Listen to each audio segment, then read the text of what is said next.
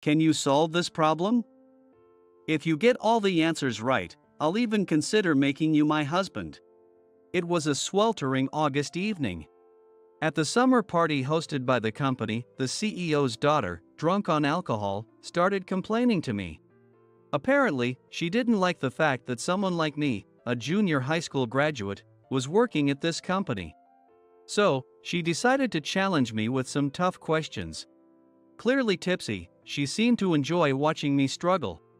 You can't solve them, right? After all, you're just a junior high school graduate. Looking at her mocking expression, I simply said, "Sorry, but I don't think I can live up to your expectations. Here, I'm done." What? Actually, you know. The CEO's daughter froze in shock upon hearing the truth about me. Now, I wonder, what kind of reward should I ask her for? My name is Noah. I'm an ordinary office worker at a well-known company in Kanagawa. I've been with this company for 8 years and am currently 23 years old. To my shame, I never went to high school, let alone college. In other words, my highest level of education is junior high school. To be honest, I also wanted to go to high school, even college. But at the time, I couldn't afford to. Noah, there was a call from the travel agency earlier. That's what my homeroom teacher, Mr. Taylor, told me back when I was in my first year of junior high. At the time, I was part of a large family of 5 siblings. My parents ran a popular local bakery and were always busy, so I took care of my siblings every day. I wanted to let my parents, who always worked so hard for us, have a chance to relax and enjoy themselves as a couple for once. With that in mind, I saved up money little by little with my siblings and surprised my parents with a trip. Little did I know that this would turn out to be our final goodbye. That day, just before lunch break ended, Mr. Taylor, looking frantic, came running to me to say my parents had been in an accident. While on their trip, the taxi my parents were riding in was involved in a traffic accident. Brother! Mom's big brother! When I rushed to the hospital, my siblings, who should have been at daycare, were already there.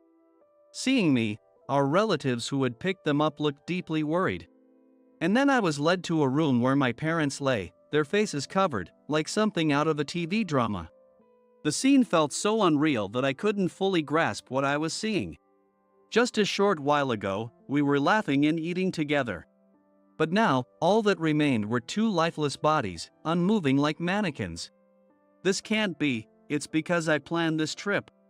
I muttered those words as I sank to the floor. The trip I had planned had taken my parents away from my siblings. Thinking that, I instinctively hugged my siblings, crying and apologizing, "I'm so sorry, this is all my fault." At the same time, a sense of responsibility washed over me. I was the only one who could protect my siblings now. What would happen to my young brothers and sisters? That thought filled me with a resolve to stand strong and support them. After the funeral, the remaining issue was, what will happen to us kids? Since both of my parents were only children, we had no uncles or aunts to turn to. As a result, the only people who could take us in were our grandparents. However, since they were quite elderly, my siblings and I had no choice but to enter a care facility. It would have been unrealistic to expect our elderly grandparents to look after my younger brothers and sisters. So going to the facility was an inevitable outcome. Even so, the greatest relief was that my siblings and I were able to stay together in the same facility. From my first year of middle school, I spent 3 years studying intensely at the facility. At school, I ranked at the top of my grade and was even told during career counseling that I could get a recommendation to one of the best public high schools in the prefecture. However, when I declined the offer, my homeroom teacher, Mr. Thompson, looked completely shocked. "With your academic performance, a recommendation is definitely possible, you know? Thank you, but my decision about my future hasn't changed." I bowed my head to the astonished Mr. Thompson as I replied. Over the past 3 years, Mr. Thompson had repeatedly encouraged me to pursue high school education. But my resolve never wavered, and I continued to write employment on the career planning forms placed before me. I want to make sure my younger siblings can continue their education in place of our late parents. With my current academic performance, I've heard I can get into this company.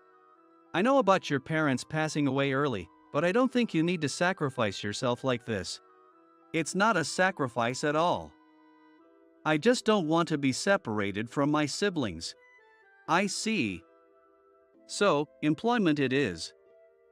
In that case, let me list some companies that offer distance learning support while you work. At the facility, there was also a foster care system, and younger children could sometimes be taken in by foster families. That might have been a happy option, but my siblings told me they didn't want to be apart from me. Because of that, I decided not to pursue high school and instead focused on finding a way for all 5 of us to stay together. That decision led me to this job. With Mr. Thompson's support, I graduated middle school and left my hometown to work at the company where I'm currently employed. The company had a strong focus on hiring people from rural areas, and many of my colleagues were also high school graduates, which was a great comfort. While working, I also used the company's distance learning system to earn certifications and qualifications. By the time I turned 20, my younger siblings had grown older and started taking on part-time jobs to help support our household, which eased the burden on me. Big brother, I'll be late for dinner tonight because I have club activities at school. That was my sister, who was 2 years younger than me, speaking. After saying that, she put on her shoes and checked the time. Got it. I'll be home late too because I have a test for my high school courses. Don't worry about it. Big brother, don't push yourself too hard with work and studying, okay? You're one to talk. You've been busy with club activities lately. Don't worry about making lunch every day if it's too much. It's fine. You're working so hard instead of going to college for us, so I want to help however I can. Well, you're helping plenty by tutoring me. I'm grateful for that. I expressed my gratitude to my sister, who smiled in response. Currently, I'm attending a night school for distance learning provided by my company, which technically makes me a high school student like my sister. Though my formal education still lists junior high school graduate, the program includes content for university preparation, making it quite rigorous. Because of this, I often ask my sister, who is a current high schooler, to help me study. Feeling guilty, I apologize profusely, but she just smiles happily. Big brother, you're taking it easy today, huh? Good morning, big brother. After seeing my sister off, my younger siblings who attend junior high school and elementary school start waking up. Once I see them all off, I lock the house and head to the nearest station, as always. This daily routine, though simple, is the happiest part of my life because it's when I get to spend time with my family. But upon arriving at the company, I notice the department is unusually lively today. Female employees are gathered in front of the manager's office, chatting, while others whisper nearby. It's a sight unlike the usual mornings. What's going on? I ask a colleague standing nearby. Ah, good morning, Noah. Good morning. So, what's happening? Well, you know how the new hires are starting next month, right? Yes, the induction ceremony just ended, and today's the day they find out which departments they'll be assigned to, isn't it? I approached a colleague who had joined the company the same year as me but was older, and he nodded, showing me a document. It was the latest issue of the company newsletter. The newest issue included photos and names of this year's new recruits. Today was the day their department assignments would be announced, and after joint training, they'd officially join their teams next month. As I curiously browsed the company newsletter, my colleague opened a particular page and pointed to it. There, I saw the name of a woman with a familiar last name. Moore. That's the same last name as our CEO. Is she a relative? No, apparently she's the CEO's daughter. What? Yeah, and it seems she'll be joining our department next month. She's apparently an elite who graduated from the University of Tokyo. But why is she joining as a regular employee? From what I know, wouldn't it be different for someone whose family? Usually, they come in as executives or something like that. But apparently, she's starting as a regular employee to gain experience before eventually taking over the company. My colleague made a face that showed how tedious he found the situation. The other employees seemed to feel the same, their expressions full of unease. It was likely because they knew they'd have to tread carefully around her, given her status as the CEO's daughter. A situation straight out of a drama, ha! At the time, I couldn't help but view the situation objectively, as if it were someone else's story. But little did I know that the day I would be swept up in the chaos caused by the CEO's daughter was fast approaching. A month later, just as the rumors said, several new hires were assigned to our department. They all looked nervous, dressed in suits, some of which were so new they practically gleamed. Among them, one woman stood out. Her suit looked completely natural on her. She wore a gray pantsuit with a polished blouse, exuding professionalism. This had to be the rumored CEO's daughter. Nice to meet you. I'm Ashley. Her confident manner as she handed out business cards left everyone around stunned. She was strikingly beautiful, the kind of person who perfectly embodied the word elegance. A subtle, unfamiliar fragrance from her long hair added to her charm. Oh, nice to meet you. I'm Noah, from the same department. Thank you. I look forward to working with you. I couldn't help but be captivated by her beauty the first time I saw her. I felt my face flush with embarrassment as I found myself unable to even look directly at her. I felt pathetic for reacting that way. Her refined features gave the impression of someone strong-willed. However, in reality, she was quiet and reserved. However, her true nature began to reveal itself about 2 months after she joined the company. See, the manual says this is how it should be done. I disagree. This is how I would do it. That approach ignores the customer's perspective. Looking at the materials in front of me, I sighed and glanced at Ashley. The once quiet Ashley had grown more confident as she got used to the job, frequently asserting her opinions. This wasn't just directed at me. She treated other employees the same way. According to her, the department's methods were inefficient. Initially, her reserved demeanor earned her praise from colleagues. But now, her innate strong-willed nature, combined with the elegance of an heiress, was beginning to resurface. What made matters worse was her unwavering confidence, rooted in statements like, "I graduated from the University of Tokyo with excellent grades, so my approach is guaranteed to succeed." It goes without saying that her bold declarations left the rest of us groaning. Our department handles sales, so maintaining good relationships with clients is crucial. Over the years, our managers have refined the processes through trial and error, improving customer service and securing long-term contracts. But Ashley wanted to change the manual to fit her methods. Her approach prioritized profit and efficiency over customer satisfaction, which risked breaking contracts. Although Neville, our department head, repeatedly rejected her proposals, Ashley refused to back down, deepening the rift between her and the team. Hey, Noah. I can't seem to get through to Ashley. Can you step in and guide her? It was only recently that my colleague asked me to take on this role, and that's how I ended up becoming her mentor. Noah, are you listening? Sorry, I was just working on some documents. Ha! This is exactly why I can't stand this. Using these outdated materials is such a waste of time. That's not true. Our next client prefers paper documents because they find them easier to understand. That's exactly what's outdated. This is why junior high school dropouts just don't get it. She placed the materials I had prepared on the desk with a dismissive attitude. Even though I technically outranked her, Ashley rarely used formal language when speaking to me. On the contrary, she often spoke down to me with snide remarks like this. Since being assigned to our department, Ashley's reputation had taken a nosedive. Modern trends are the best way to go. That was her catchphrase. However, her methods didn't suit this department, where most of our clients were older and valued traditional approaches.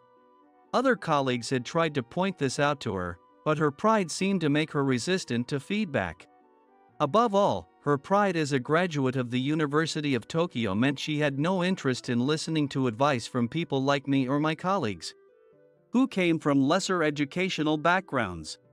Even after she became one of my subordinates, dealing with her continued to be a daily struggle. This isn't going anywhere. Thinking that, I told her, I'm going to take a quick break, and left the meeting room. At the smoking area, some of my colleagues, concerned about me, struck up a conversation. So, how's it going with the heiress? It's tough. She's not entirely wrong about some things, so I can't just dismiss her outright. Yeah, I get that. But you're still her supervisor, Noah. I know, but I'd rather avoid causing conflict. Besides, if we're talking credentials, she's clearly more accomplished than I am. When I spoke hesitantly, my colleague, perhaps noticing my fatigue, gave me a reassuring pat on the shoulder. Did I really look that exhausted? By the way, Neville mentioned that there's going to be a summer party with another department next month. Really? Yeah, it seems like they've booked a place at a restaurant. It's a good time since the new recruits will have settled in by then. At this company, instead of holding welcome parties for new employees, we have summer gatherings. The reason is that by summer, mid-career hires and new graduates have usually settled into their roles. While we've had many summer gatherings before, they're typically held within individual departments. However, this time it was a joint event with another department, which made me a bit uneasy. Ashley was already receiving unpleasant looks from people in our department. If she behaved the same way elsewhere, it might only make her even more disliked. I thought about this but chose not to say anything. Instead, I decided to focus on preparing materials for the upcoming meeting. With that in mind, I completely forgot about my earlier worries. August arrived. The period leading up to mid-August saw relentless scorching heat, with one sweltering day after another. On one such day, the much-talked-about joint summer party was held. The venue was a large private room at a restaurant, bustling with dozens of attendees. Since I don't drink, I sipped on oolong tea while chatting with my manager, Robert. Knowing about my responsibilities at home, Robert kindly suggested, "Feel free to take some leftovers home for your brothers and sisters." Unlike the tense atmosphere at work, the presence of alcohol created a relaxed and cheerful vibe, with everyone chatting animatedly about both work and personal topics. A few colleagues stopped by to greet me, exchanged lighthearted conversations, and then moved on. As I entertained these interactions, I helped myself to some raw fish, a luxury I don't usually get to enjoy. This is pretty expensive. I wish I could let my siblings have some of it too. While I ate, my thoughts drifted to the family waiting for me at home. Glancing across the room, I noticed a group of new hires sitting together, drinking. Among them, Ashley stood out, positioned at the center of the group. She was chatting animatedly with her peers, laughing loudly as she downed drink after drink. It was a stark contrast to her demeanor at work. Her guard seemed to be down, likely thanks to the alcohol. Ashley appeared to be in high spirits, enthusiastically discussing work-related topics with her fellow recruits. She was smiling in a way I'd never seen at work, showing expressions that made her seem like any other young person her age. If only she could show that smile in the office. I was thinking that when suddenly, her voice rang out louder than usual. "Hey, listen. My department is the worst." "What? Seriously?" "Yeah. The work is so outdated. And the systems are ancient. Can you believe it in this day and age?" In the relaxed atmosphere of the party, Ashley's complaints echoed loudly. It's understandable for people to vent during social gatherings, especially where alcohol is involved. However, Ashley kept glancing toward our department's table as she loudly aired her grievances to her peers. The colleague sitting next to me furrowed his brow and whispered, Do you think Ashley's drunk? Probably. But if Neville hears about this, it could be bad. Yeah, it could. But then again, she's the CEO's daughter. Maybe she thinks she's untouchable? My colleague glanced toward Neville and the other department heads who were nearby. They appeared to be keeping things under control, pouring drinks and trying to ensure everyone stayed composed. Yet, Ashley continued her loud complaints, drawing glances from people around her. Senior staff keep looking over, but she doesn't seem to notice. Yeah. Honestly, it's getting pretty uncomfortable sitting near this. As we exchanged uneasy remarks and felt the atmosphere in the room grow tense, I began to worry about how things were unfolding. Ashley, you've had a bit too much to drink. The voice came from Megan, a senior colleague seated near me, as she stood up with a glass of water and walked over to Ashley. She was the same person who had previously asked me to take over as Ashley's mentor. To be honest, both I and my colleague sitting beside me knew that Megan didn't have the best relationship with Ashley. Sure, this is a drinking party, but you do realize it's still an extension of work, right? What's your problem? Hearing that, I turned to look at them again. The new recruits sitting with Ashley all glared at Megan, seemingly annoyed by her comment. Even so, Megan handed Ashley the glass of water, her composed demeanor contrasting with the rising tension of the summer party. I was surprised by Megan's bold move, especially since I hadn't mustered the courage to intervene myself. But then I remembered Ashley was my responsibility now. With that thought, I stood up to support Megan. Unfortunately, this didn't go over well. Ashley, and everyone else, this party is also meant to welcome you new hires. While it's a social gathering, please consider what you say. Why is Noah the one saying this? Well, as your mentor, I felt it was important to point out that you might have had a bit too much to drink. Ah. You're so annoying, Noah. With that, Ashley downed the remainder of her beer in one gulp. Even though she could hold her alcohol, the number of empty bottles around her made it clear she'd gone overboard. You should stop around here. I stepped closer to Ashley to offer another warning. However, she stared straight at me, her gaze sharp and as if she was on the verge of saying something. Something feels off. As I thought that and moved closer, she suddenly grabbed my arm and forcefully pulled me into a shoulder embrace. Her previously angry expression transformed into a sly, grinning face in an instant. The move was classic drunk behavior. I've only attended a few business dinners as part of work. However, Ashley's behavior was strikingly similar to how drunk superiors acted when I had to help them into taxis. What's your deal? Just because you're my superior, you think you can boss me around? You're barely older than me, aren't you? And yet, you talk down to me like you're so much better? Well, as your mentor. Oh, please. Don't act like you're not looking down on me. You're all just laughing at me behind my back, thinking, what's a Tokyo University graduate doing here, being mentored by a middle school graduate? It's the worst. I've never belittled your education or you, Ashley. Why would you make such an accusation? It was true that we were both 23 years old, but I had years of work experience on her. Still, Ashley, clearly upset by this, turned even redder and yelled at me.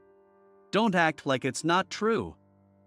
You're just a middle school graduate who can't think critically, so all you can do is cling to old-fashioned methods. I don't want to hear lectures about customers from such an outdated department.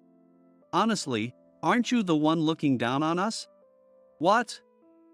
I don't want to hear that from a middle school graduate. Sure, I may be a middle school graduate, but I have more work experience than you, and so do my colleagues.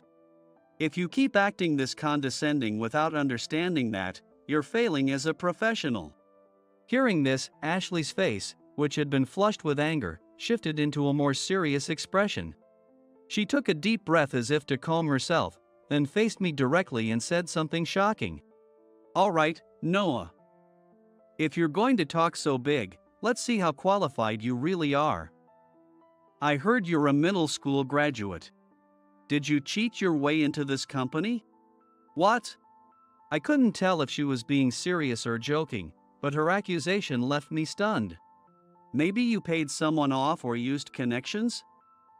Backdoor admissions happen, you know. Don't you realize that's fraud?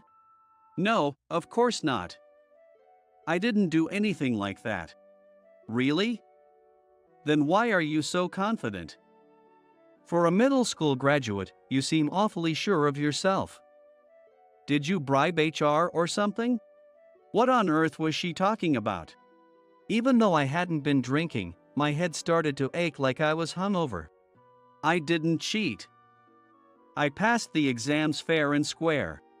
Impossible. This company's entrance exams are notoriously hard. If you're so confident, why don't you take this year's test?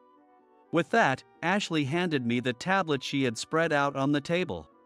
Displayed on the screen was the company's entrance exam for university graduates. What was she thinking, challenging me with this? While I hesitated, trying to make sense of the situation, I overheard her peers whispering behind her. It seemed that this year's entrance exam had been particularly challenging, and everyone had been talking about it. Ashley, proud of her high score, had been showing off the materials to everyone. My manager and colleagues looked visibly anxious about the situation. They probably wanted to intervene but were hesitant, fearing the consequences might fall back on them. As I silently examined the test on the tablet, Ashley leaned in close and spoke to me in a soft voice. If you manage to get all the answers right, I'll make you my husband. I'll even welcome you into the family as my groom. And you'll be a candidate for CEO. Ashley spoke in an overly sweet voice, almost as if she were trying to tempt me. However, her expression was completely at odds with her sweet tone. It was a cold, terrifying look of disdain. It was as if her confident face was saying, "There's no way you can solve this, right?" When I placed the tablet on the table and began writing, Ashley burst into delighted laughter. What? Oh, your name? Well, of course, you have to at least write your name for it to count as a test, right? She then laughed loudly, her tone exaggerated and mocking. I waited patiently for her laughter to die down, then responded in a loud voice of my own. Sorry, but I don't think I'll meet your expectations. Here, I'm done. As I handed the tablet back to her, Ashley stared at the text on the screen, her expression turning to one of complete confusion. Her wide, beautiful eyes froze in disbelief, and the new hires behind her leaned in all at once to peek at the tablet. Wait, what? Isn't this all correct? Yeah, it matches Ashley's answers perfectly. How is this possible? Noah's just a middle school graduate. How could he solve these? Ignoring Ashley, who was still frozen in disbelief, the new hires began bombarding me with questions all at once. Scratching my cheek in embarrassment, I noticed how their previously mocking gazes had turned into looks of respect. Why, you ask? Well, that's because I was the one who created this test. What? Even though it was so difficult that we struggled with it as university graduates? Hearing their surprise, I decided to explain. While working at this company, I had been pursuing qualifications through distance learning. If I had attended high school, my academic abilities would have been strong enough to gain admission to a university like Waseda. Even if Tokyo University might have been a stretch. More, the CEO personally requested me to create the questions for this year's new graduate entrance exam. It seemed he intended to make the test especially challenging, given that his own daughter would be taking it, ensuring only the most capable candidates succeeded. Yes, I may be the same age as all of you, but after losing my parents, I attended a distance learning school where I consistently maintained the top rank. That was crucial because I needed the tuition waiver. As I spoke, I walked toward Ashley, who remained frozen in place, unable to process what she had just learned. She seemed unable to process what was happening, perhaps due to disbelief or the alcohol clouding her thoughts, and kept mumbling phrases like, "Why? This doesn't make sense. Academic credentials are important, but what matters most is building trust with people. If you only chase after what's visible, you'll miss out on what truly matters. Not wanting to escalate things or cause any more trouble, I quietly informed the organizer before leaving the event like I was escaping. I don't know what happened at the summer party after that. When I returned home and gave my siblings the leftovers, the rare indulgence of alcohol made me fall asleep almost immediately. Unfortunately, I caught a terrible cold the next day. After notifying my company, I went to the hospital for medicine and spent the next 3 days resting as my siblings took care of me. When I finally returned to work, I couldn't help but feel awkward. After what happened with Ashley and taking time off, this is going to be uncomfortable. However, to my surprise, my colleagues greeted me with unexpected praise. Confused, I asked what had happened, and they explained that Ashley, once so stubborn and dismissive, had started listening to others' opinions. At first, her peers and supervisors were cautious, but gradually, they began to open up to her. Days passed as I observed the change in her behavior with mild astonishment. One day, during my lunch break after finishing my morning tasks, I was eating in the cafeteria.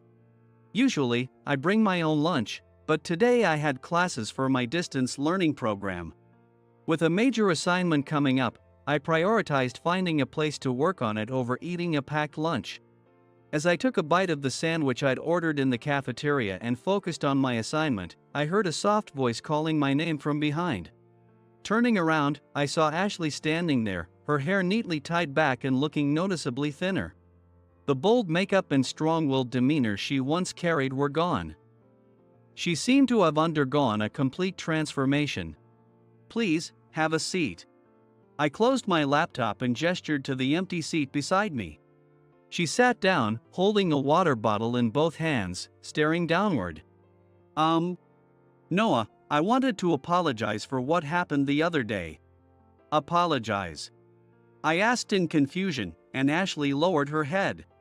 Looking closer, I noticed her shoulders trembling. With her face turned downward, it was impossible to read her expression. What am I supposed to do?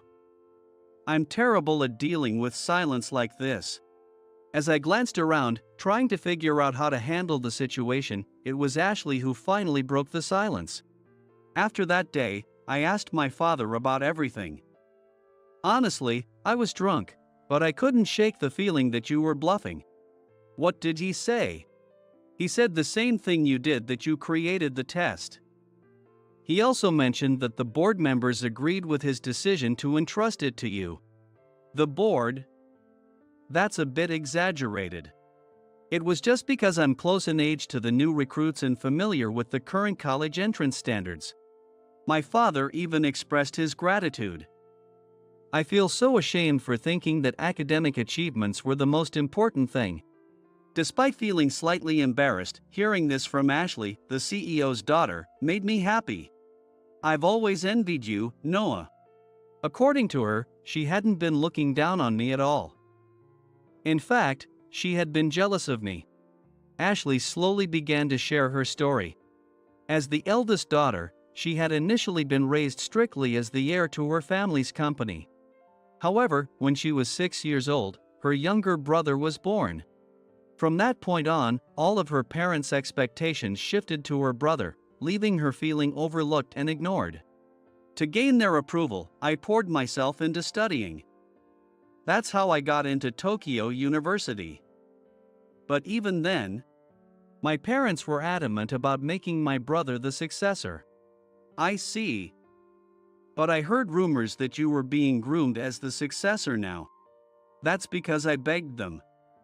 I asked to take the entrance exam and go through interviews like any other applicant, so I could gain practical experience and prove myself worthy of the position." She spoke with a pained expression, gripping her water bottle tightly in frustration. Then, in a soft voice, she murmured something quietly. "There's no way my brother can manage a business." "Why would you say that about your brother, even though you're siblings?" "Noah, your siblings seem to get along so well." "In my case, my brother was pampered by my parents, and as a result, He's developed the habit of blaming me for everything bad and running away from his own responsibilities. What? That's why he'll never be able to manage a business. He's not the kind of person who can take on the responsibility of others' lives and lead. Right now, he's still a high schooler, but soon enough, he'll become an adult. By then, it'll be too late. That's why she had been so desperate for her father to acknowledge her. Looking like she was about to cry, Ashley's face showed signs of exhaustion, with dark circles under her eyes. As though the tension holding her together had finally snapped. She stood up slowly and bowed deeply. I was in such a rush to prove myself that I wasn't looking at those around me and ended up spinning my wheels. Your words yesterday opened my eyes. Like this, I'm not suited to be a CEO either. As she apologized, she seemed so small and fragile, a far cry from the strong-willed person she usually was. I should have listened to her more and offered support when she needed it. That thought crossed my mind unconsciously as I gently told her, "Please, raise your head." Her eyes were already brimming with tears, ready to spill at any moment. I handed her my handkerchief and said, "If you're okay with it, I'll listen to your concerns and help you with anything you don't understand. Let's work hard together." "Yes." "Thank you, Noah. Don't mention it. I've been hearing a lot about how hard you've been trying lately. Everyone's noticed. It would be such a waste to give up now." I said that, knowing all I could do was offer her gentle encouragement. But she told me that those words alone had saved her. From then on, Ashley's demeanor changed drastically. The tense expression she usually wore was replaced with a calmer, more relaxed one, as if a weight had been lifted from her shoulders. Even her colleagues and supervisors noticed the change, and the workplace atmosphere became noticeably more pleasant. Ashley smiled more often now, making her easier to talk to, and I found myself enjoying our conversations. Our relationship also began to change. Outside of work, she started helping me prepare for my university entrance exams, essentially becoming my tutor. Perhaps because of her experience with her younger brother, she was great with kids, and my siblings quickly grew attached to her. "Hey, Noah. How's Ashley doing lately?" "Ah, good morning, Mr. Moore." One day, I found myself sharing an elevator with CEO Moore, who asked this right away. "Ashley?" "She's gotten used to the work and has been building great relationships with our new clients." "I see. Compared to before, she's much more approachable now." "Yes, it's a result of her hard work, I believe." "Ha, as expected of you, Noah. You've been keeping a close eye on her, haven't you?" "What?" His cryptic comment left me flustered, and he gave me a hearty pat on the back, looking pleased. "Ah, Dad, no, Mr. Moore." "Oh, Ashley. Heading to a meeting?" "Yes." "What about you? What are you doing here?" "Just telling Noah to keep taking care of you. After all, you seem to like him quite a lot. You even said you'd like him as your husband, didn't you? Right, Noah?" "What?" Caught off guard by the sudden turn in conversation, I froze in place. With a smile, Moore stepped out of the elevator, leaving the two of us alone. Feeling embarrassed, I couldn't bring myself to look at Ashley, who seemed just as flustered. "You really might become the CEO of this company someday."